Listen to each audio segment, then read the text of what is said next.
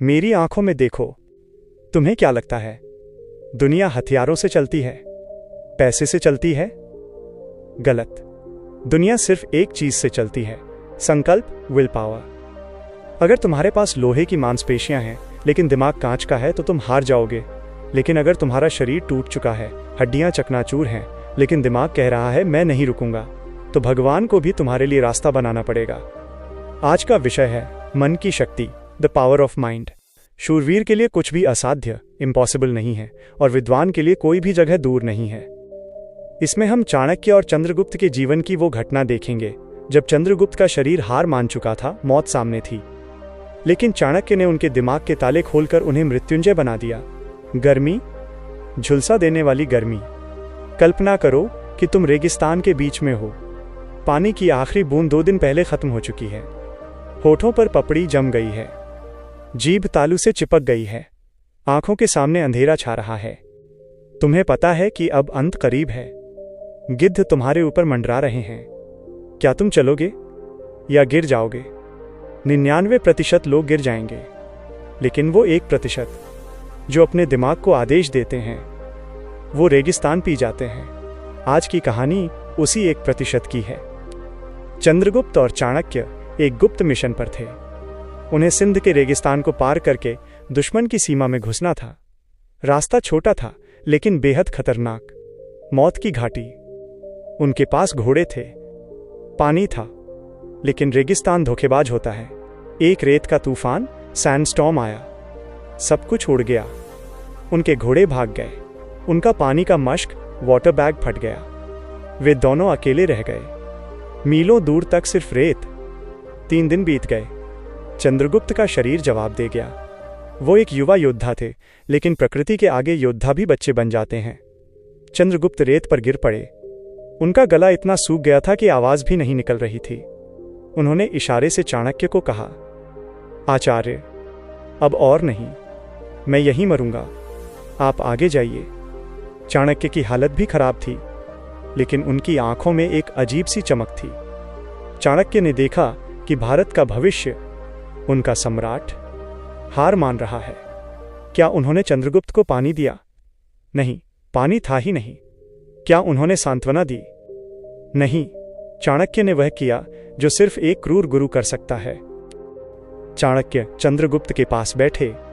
उन्होंने चंद्रगुप्त के कान में बहुत धीरे से लेकिन बहुत तीखे स्वर में कहा, तो तुम मरना चाहते हो? ठीक है, मर जाओ। चंद्रगुप्त की बंद होती आंखों में हलचल हुई। चाणक्य ने जारी रखा, याद करो उस मुरा को जिसे धनानंद ने जंजीरों में बांधकर रखा है।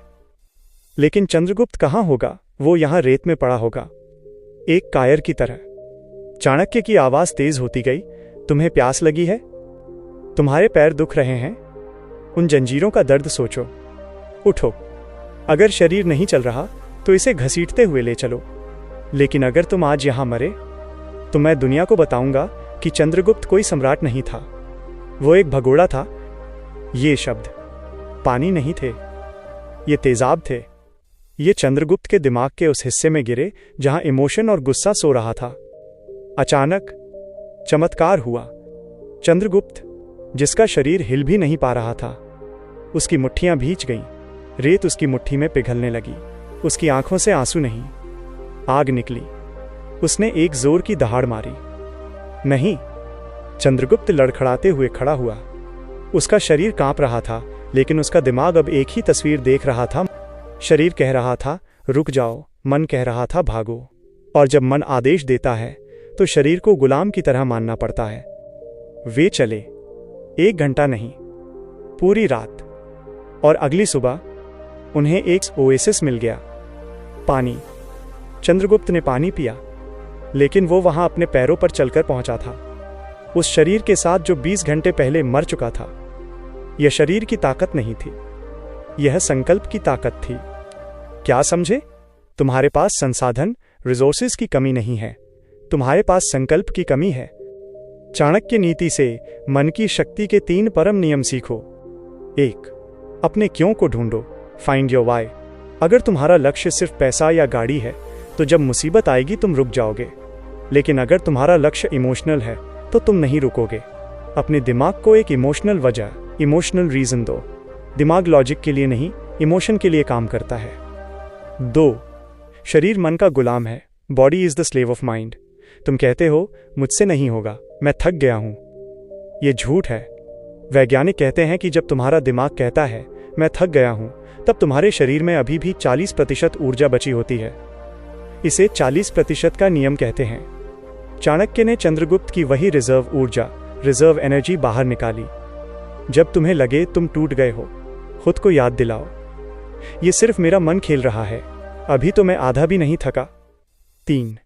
विजुअलाइजेशन की ताकत, पावर ऑफ विजुअलाइजेशन। चाणक्य ने चंद्रगुप्त को क्या दिखाया? रेगिस्तान नहीं, कोड़े पड़ते हुए दिखाए। तुम्हें क्या दिखता है?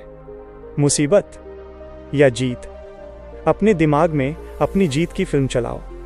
देखने की कोशिश करो कि तुम सफल हो चुके हो। वो फीलिंग तुम्हें खींचकर वहां ले जाएगी। जैसा तुम सोचोगे वैसे तुम बन जाओगे।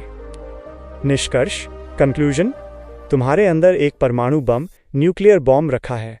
उसका नाम है तुम्हारा अवचेतन मन, सबकॉन्शियस माइंड।